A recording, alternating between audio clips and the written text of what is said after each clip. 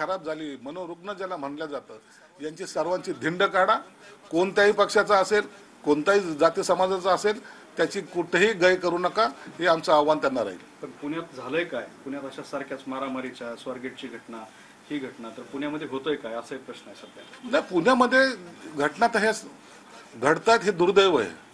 सुसंस्कृत असलेल्या पुण्यामध्ये अशा घटना घडू नये या विचाराचे आम्ही आहोत, परंतु घडतायत ते दुर्दैवी आहे. पोलीस त्याचा निश्चित, सरकार त्याचा निश्चित बंदोबस्त करेल, एवढं मात्र निश्चित आहे. पण ही जी घटना घडलेली आहे बहर रस्त्यामध्ये आणि ती असलेली आणि तो उच्चभ्रू घराण्यातला असल्याचं कोणी सांगितलं. उच्चभ्रू असो का निच्चभ्रू असो, सजाही झाली पाहिजे, एवढं आमचं मत आहे.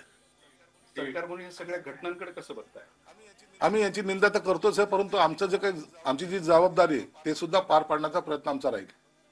ते औरंगजेबाची कबर काढून फेकायला पाहिजे असं तुम्ही म्हणताय, पण केंद्र सरकारकडूनच गेल्या काही वर्षभरात 6.5 लाख रुपये या कबरीवर खर्च करण्यात आले. 6.5 लाख रुपये बाथरूम बांधायला बी पुरत नाहीत, म्हणून त्याचे ते पैशाचा एवढा काही इश्यू करायची काही गरज नाही. एक नॉमिनल ज्याला म्हणतो आपण, जर ते दिलं असेल तर ते केंद्र सरकारने सुद्धा आता बंद करावं. मानसिकता आमच्या सर्वांची हीच आहे की ज्या औरंग्याने इथं त्रास दिलेला आहे, हिंदूचे मंदिरं पाडलेले आहेत, महिलांचा छळ केलेला आहे, अतोनात छळ केलेला आहे, आणि आमच्या राजाला अतोनात छळ करून मारलेलं आहे, त्याची कबर थडगं इथं असता कामा नये. आणि